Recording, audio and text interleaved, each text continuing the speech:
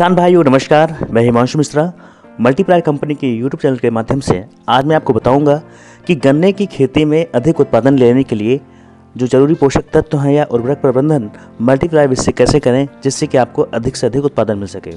किसान भाइयों, जैसा कि गन्ने की फसल में दो विधियाँ होती हैं, एक होता है रिंग पिट विधि, एक होता है ट्रेंच विधि और एक होता है परंपरागत विधि।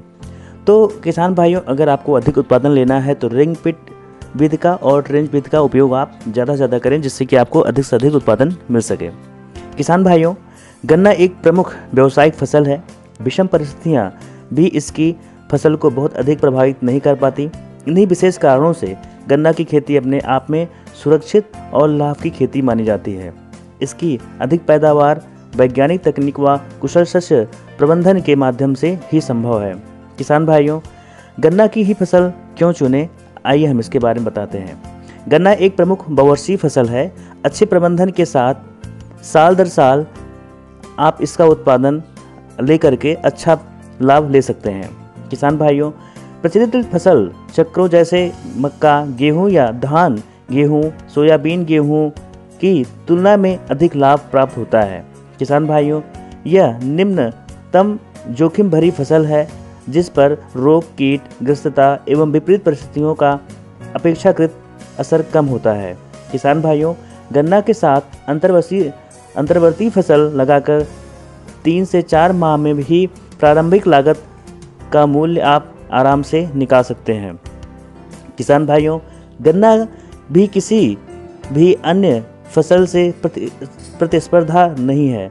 वर्ष भर उपलब्ध साधनों और श्रमिकों का सदुपयोग होता है। किसान भाइयों, इसके लिए उत्तम जो मौसम है, गन्ने की बुआई वर्ष में 2 बार की जाती है। जैसे शरतकालीन बुआई, इसमें अक्टूबर से नवंबर में फसल की बुआई करते हैं एवं फसल 10 से 14 माह में तैयार होता है।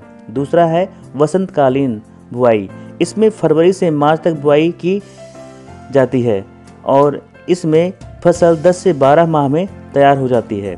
किसान भाइयों, शरतकालीन गन्ने की बसंत में बोए गए गन्ने से 25 से 30% व ग्रीष्मकालीन गन्ने से 30 से 40% अधिक उत्पादन होती है। किसान भाइयों, गन्ने की बुआई का जो उपयुक्त समय है वो अक्टूबर और नवंबर ही क्यों चुनें, आइए हम इसके बारे में बताते हैं। किसान भाइयों, फसल में अग्रवेधक कीट का प्रकोप नहीं होता है।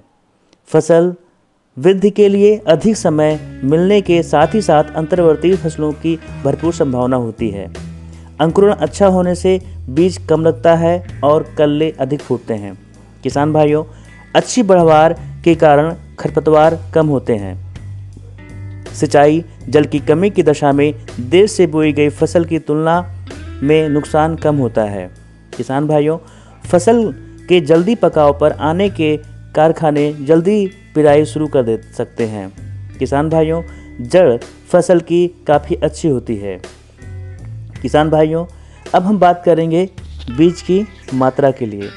तो गन्ने की मोटाई के अनुसार बीज की मात्रा कम ज़्यादा होती है, लेकिन आमतौर गन्ने की बीज इस दर से आप कर सकते हैं।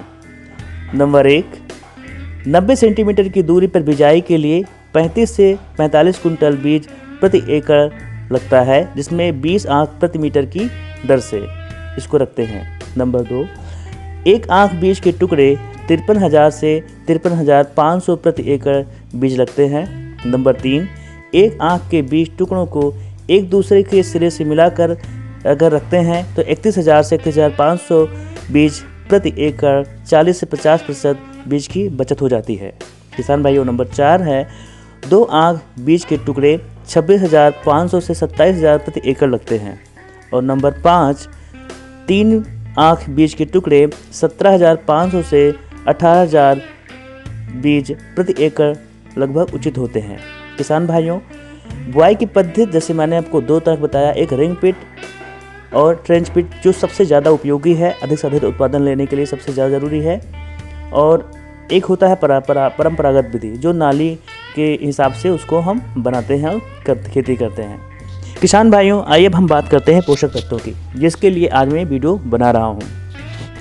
वैसे तो देखा जाए 1 एकड़ में करीब 20 टन सड़ी हुई गोबर या वर्मी कंपोस्ट या से हम केचुआ खाद भी बोलते हैं, इसका उपयोग हमें करना होता है प्रति एकड़ के हिसाब से।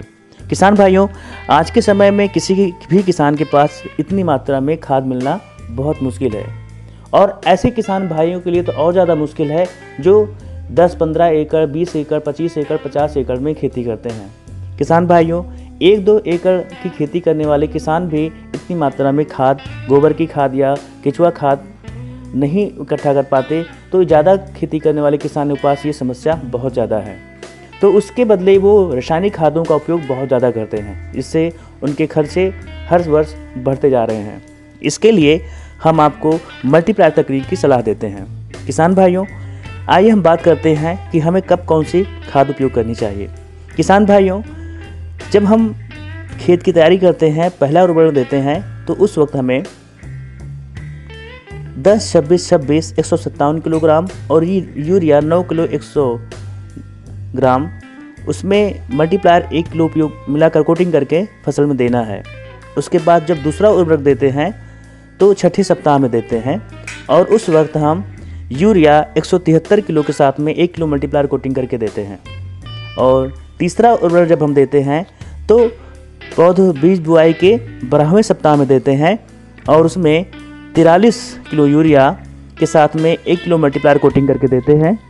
और बीज बुआई के 25वें सप्ताह में हम 10-26-26 157 किलो और यूरिया 139 किलो मल्टीप्लायर 1 किलो साथ कोटिंग करके ज़मीन से देते हैं।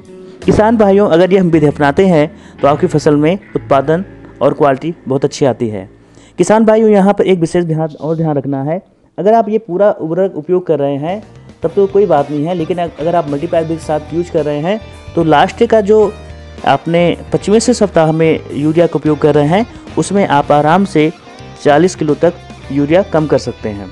जी किसान भाइयों, और 10-26-26 में भी आप 30 किलो तक इसका NPK को कम कर सकते हैं।